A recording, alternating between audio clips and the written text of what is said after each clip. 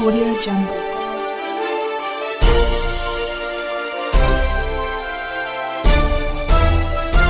Audio Jungle.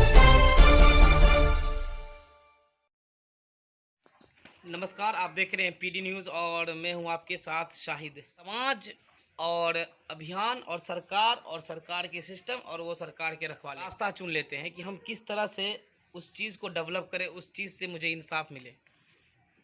हालांकि ये मामला आज से नहीं, लगातार 5 दिन से मामला चल रहा था और मीडिया का सहारा लेते हैं। और मीडिया का सहारा इसलिए लेते हैं, उनको थोड़ा ना थोड़ा विश्वास होता है कि कहीं ना कहीं चौथा स्तंभ मीडिया से मुझे कुछ साफ मिल जाएगा। और अभी हम पहुँचे हैं मधेपुरा जिला के सदर अनुमंडल और भर्राई थाना क्षेत्र के अंदर मौजूद हैं। तो अंचल के कार्यालय जो सीओ साहब है, जिसको हम लोग अंचल अधिकारी कहते हैं, उनके माध्यम से और उनके हिसाब से सुलझेगा। अब सवाल उठता है कि हम किस तरह से उसको सुलझाएंगे या किस तरह से हम इंसाफ दिलाएंगे। कुछ लोग हैं यहाँ पर और सबके पास आवेदन है। आवेदन ये है, सबसे पहला आवेदन ये है अंचल कार्यालय। देखिए, मधेपुरा अंचल अधिकारी को दिया गया है, थाना अध्यक्ष भर्राई को भी दिया गया है, पुलिस अध्यक्ष को भी दिया गया है, यहाँ तक कि एसपी साहब को भी दिया गया है और श्रीमान पुलिस अध्यक्ष, मतलब हर जगह दे के थक गए हैं।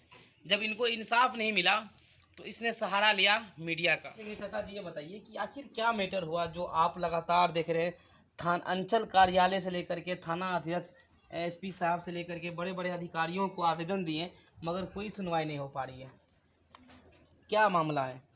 असल में मामला ये है कि पुलिस स्टेशन पर जो जाते हैं ना, तो वो पुलिस और सीओ लेकर के, सीओ साहब के यहाँ से अमीन लेके आते हैं और पुलिस आकर के जो है बिना सूचना के, जो घर मेरा आंधी में गिर गया था, और वो बोले कि आप इस शेड को, चदरा को जो आंधी में गिर गया, आप इसको चढ़ाइए नहीं। और उसके बाद 2-3 दिन के बाद फिर जब हम उनके यहाँ गए तो वो बोले कि जनता दरबार में आइएगा। जनता दरबार में गए उन्हीं के यहाँ, तो फिर वो कोई सुनवाई नहीं हुई। और फिर वो अंचल से अमीन बहाल किए। अमीन 2 बार 3 बार आया, लेकिन अभी तक कोई अमीन का कोई रिपोर्ट मेरे पास नहीं आया, न कोई सूचना आया, न रिपोर्ट आया। क्या नाप के गया, क्या नापा, किधर से नापा, कितना नापा, ये कोई रिपोर्ट मेरे पास नहीं। अच्छा, ज़मीन है किसकी? ज़मीन मेरी है। ये ज़मीन जो मेरे आपके फादर के थे। अच्छा, फिर उसने क्या बंटवारा किया, कैसे क्या किया? फिर वो जिस तरह से बंटवारा हम दोनों भाई में हुआ, वो अपनी ज़मीन में हम घर बनाए हुए हैं, वो अपनी ज़मीन में वो घर बनाए हुए हैं। देखिए, मैंने यहाँ के जो छोटा न्यायालय है, जिसको सरपंच साहब कहते हैं, उनसे भी हमारी बातचीत हुई, उनसे भी हम बात किए। उसने स्पष्ट जो बताया वो हमारे वीडियो स्क्रीन पे चलेगा और वो भी आप सुन लीजिएगा कि सरपंच साहब क्या बोले। और जब थाना अध्यक्ष से जब हमारी बात हुई, वो क्या बोले वो भी हम सुनाएंगे आपको अपने स्क्रीन के माध्यम से। मगर सवाल उठता है कि समस्या हमारे समाज और हमारे गांव में और हमारे बिहार के अंदर क्यों इतना समस्या आता है। और अंचल अधिकारी को आवेदन दिए, क्या कोई आश्वासन या कोई सुनवाई नहीं? कोई सुनवाई नहीं हुई। क्या मांग क्या करते हैं? आखिर क्या लगता है कि पुलिस प्रशासन में गलती है या अंचल कार्यालय के जो सीओ साहब है उसमें कमी कहाँ लग रही है आपको? कमी यहाँ है कि दरोगा बार बार आता है, नापी करा के चले जाता है। और जब हम दीवार गिराया गया, रात में इंफॉर्मेशन गया, उसके पास आवेदन गया, उसके बाद कोई कार्रवाई नहीं हुई, नहीं कोई सुनवाई हुई। अभी तक प्लॉट पर नहीं आके सर्वे किया है, तो इसका क्या कारण हो सकता है? बहुत ज़्यादा रिश्वत ले चुका है। दीवार गिरा कैसे? दीवार को रात में काट के गिराया गया है। थाना प्रभारी को फ़ोन लगाए, नहीं आया। उसके बाद थाना पर जब गए तो प्रभारी का कहना हुआ कि लड़ाई नहीं करोगे, जो करता है करने दो, अगर लड़ाई करोगे तो अवैध ढंग से तुम लोगों पे FIR करके सभी परिवार को उठा के अंदर कर। मुझे हंसी इस बात की आ रही है कि 4 गो केस है हमारे ऊपर और सब केस है 552, 373 कि मतलब सरकारी काम में दखल देना। अब किस तरह से हम पुलिस वाले को रेले या उसके सिस्टम को रेले, किस तरह से मैं उनकी आंख को खोलूं, कौन गिराया, किसने गिराया, ये बहुत बड़ा मायने रखता है। अब जैसे इन लोगों का जो कहना है, ये जो व्यक्ति जिनका घर गिरा, इन लोगों का कहना है कि इनके जो भाई हैं, क्या नाम था आपके भाई का जो नाम, क्या नाम है? मोहम्मद इसराइल। अच्छा, वो लोग गिरा या उनके कोई मतलब जो उनका लड़का लोग है ये? 2 बजे रात में दीवार गिरा, हम बाहर निकले तो कुछ लोग थे बरंडा पर, समझे नहीं, उसके मोहम्मद इसराइल साहब के बरंडा पर थे कुछ लोग। अब अंधेरे में लाइट जल नहीं रहा था, इसलिए हम पहचान नहीं सके कि कितने लोग हैं, कौन लोग हैं।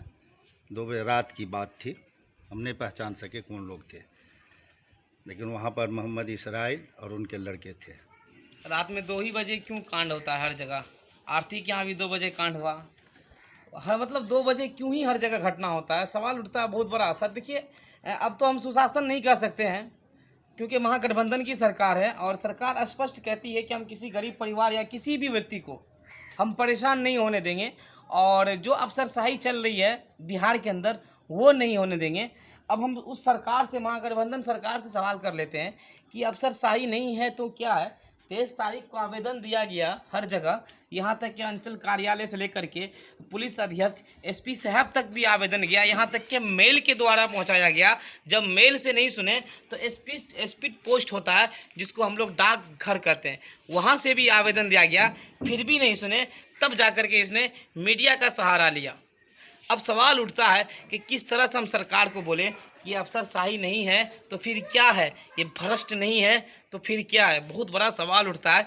हम बड़े अधिकारी से भी बात करेंगे और ख़ास करके जो मधेपुरा के जो जिला अध्यक्ष जो एसपी साहब है उनसे भी हम बात करेंगे कि आखिर इस तरह का बार बार समाज के अंदर और एक गांव के अंदर लगातार इस तरह का घटना होता है। अब पुलिस प्रशासन इस पर ध्यान नहीं देती है, और जो अंचल के जो जिला अधिकारी डीएम साहब है उनसे भी हम बात करेंगे कि लगातार इस चीज़ का 4 से 6 दिनों से खबर आवेदन दिया जा रहा है, कोई सुनवाई नहीं हो रही है। आखिर इसके पीछे क्या रीज़न है?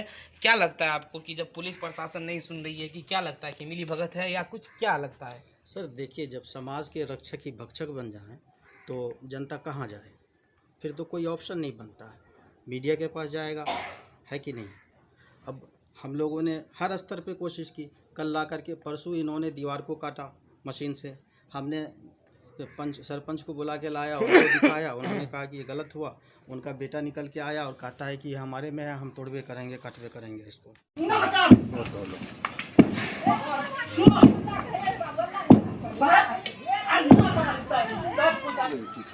क्या कर बात सुनना कर, अभी से लोग सब आगे बोलेला उनसे बात सुनना, बात सुनना कर, जा बन बैठ रहे आज नाम आज सब मामला सॉल्व बनेगा। गड्ढा हम के गड्ढे में गाय भाई, लेकिन बना ये रोके नहीं रुकले, आज बनेगा तो अभी बनेगा, कोई नाता रिश्ता नहीं है तो नहीं है तो मेरा। ठीक है। और रात में इन लोगों ने जो है ये दीवार को गिरा दिया।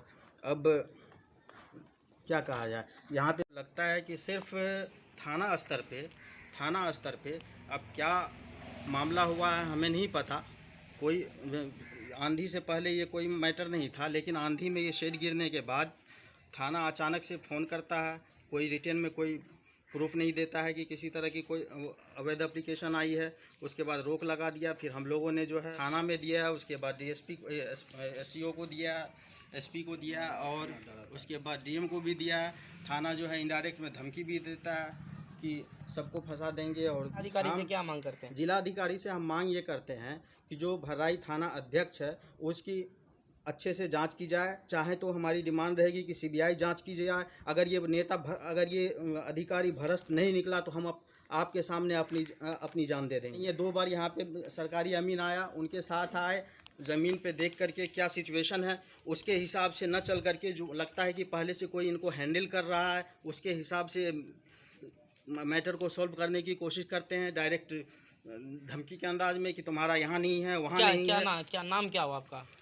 मेरा नाम मोहम्मद इरशाद आलम, मैं हनुमान नगर चौरा, वार्ड नंबर 18, थाना, ठीक है, थाना भर्राई। 4 दिनों से मुझे फ़ोन किया जा रहा था और बहुत सारे ऐसे मीडिया वाले को भी फ़ोन किया गया, मगर वो नहीं आए। उसके पीछे क्या रीज़न है ये तो पता नहीं है, बट जब लोग परेशान हो गए, जब लोग को ऐसा लगा कि कहीं ना कहीं मीडिया वाले आकर के मुझे इंसाफ दिला दे, तो कल मुझे फ़ोन आया था कि एक मामला है, वहाँ पर जाना है आपको।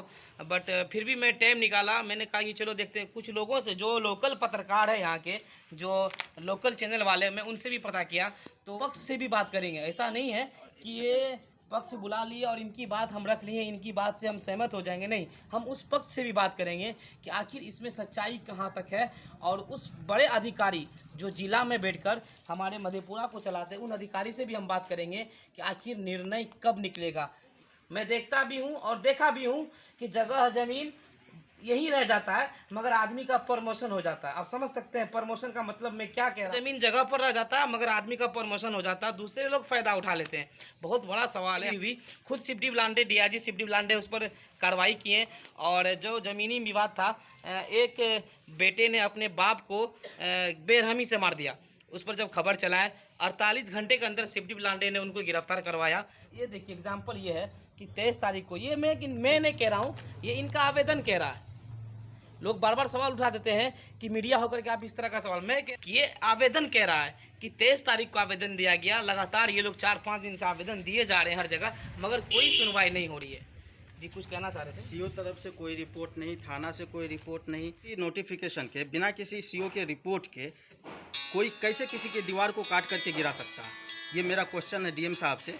हम चाहेंगे कि वो हमारा जवाब दें। और फिर वो डिजिट दिखा देता हूँ कि ये मामला है, यही वो दीवार है जिसको तोड़ा गया था। इन लोगों का कहना है कि दीवार को तोड़ा गया था, ये वही मामला है। ये आप देखिए, ये पशु सेट है। ये सरकार की तरफ से जब पैसा आता है तो हम पशु सेट बनाते हैं, ये वही पशु सेट है जिसको तोड़ा गया। अब ये कौन तोड़ा, ये प्रशासन की जांच है, पुलिस प्रशासन इस पर लगेगी। हाँ, कब लगेगी? अब लगेगी, क्योंकि मैं लगातार जब खबर कवरेज करता हूँ तो लोग कमेंट में कहते हैं कि पीडी न्यूज़ वाले जहाँ भी जाते हैं कार्रवाई करवा के आते हैं या इंसाफ दिला के आते हैं। मैं उन अधिकारियों से कहूँगा कि कहीं ना कहीं इस पर जांच बैठाया जाए, इसकी समस्या का हल निकाला जाए, वरना ज़मीन रह जाएगा यहीं पर और आदमी का प्रमोशन हो जाएगा। तो आप देखते रहिए PD news, bureau report, Madhepura.